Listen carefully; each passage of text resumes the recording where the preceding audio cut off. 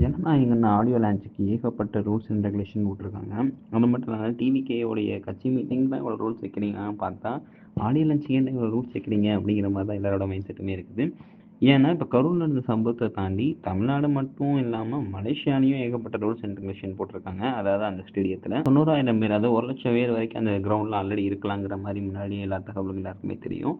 அது மட்டும் இல்லாமல் அங்கே மலேசியன் போலீஸ் என்ன சொல்லியிருக்காங்கன்னா, இந்த இதில் கட்சி ரிலேட்டடாக எந்த ஒரு கொடி எதுவுமே கிட்டக்கூடாது, இது முழுக்க முழுக்க என்டர்டைன்மெண்ட் பர்பஸ்க்காக மட்டும்தான் இருக்கணும். அது மட்டும் இல்லாமல் கட்சியோட ரிலேட்டடாக எதுவுமே இங்கே எதுவும் பேசக்கூடாது, வைக்கக்கூடாது, ஒன்லி ஃபார் என்டர்டைன்மெண்ட் மூவிஸ் ரிலேட்டடாக மட்டும்தான் இருக்கணுங்கிறது மாதிரி கண்டிஷன் சொல்லியிருக்காங்க. அது மட்டும் இல்லாமல் அந்த கான்வாய் மாதிரி அந்த நம்ம தளபதி விஜய் அவர் வர்ற மாதிரி எதுவும் இருக்கக்கூடாது. அது மட்டும் இல்லாமல் கட்சி கொடியை யாரும் உள்ளே கொண்டு வரக்கூடாது, அந்த மாதிரி உள்ளே கொண்டு வந்து சீட்டில் போட்டு வைக்கிறது அந்த மாதிரிலாம் எது இருக்கக்கூடாதுங்கிற மாதிரி சொல்லியிருக்காங்க. அது மட்டும் இல்லாமல் லாஸ்ட்டு ஆடியோ லான்ச்சுங்கிறதுனால ஏகப்பட்ட சிங்கர்ஸ் வந்து அந்த ஜனநாயகன் இதுக்கு வராங்க. ஏன்னா தளபதி அவர்கள் பிகினிங்லேருந்து இப்போ வரைக்கும் அந்த பாடல்கள் எல்லாம் பாடுறதா இருந்தாலும், டான்ஸ் ஆடுறதா இருந்தாலும், ஸோ அந்த கெட்டப்ஸில் எல்லாம் எதுவும் பண்ணுறதா இருந்தாலும், ஸோ நிறைய பேர் ட்ரிபிட் பண்ணுறாங்க இந்த தடவை தளபதி ஆடியோ லான்ச்சுக்கு. ஏகப்பட்ட பேர் அங்கே மலேசியா போய் அங்கே இருக்கிற மலேசியன் பீப்புள்ஸ், இந்தியாவிலேருந்து நிறைய பீப்புள்ஸ் அங்கே வராங்க.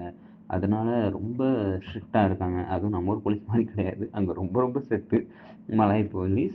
மலேசியாவில் கொலம்பூர் சம்திங் பிளேஸில் தான் இந்த ஆடியோ லான்ச் நடக்குது.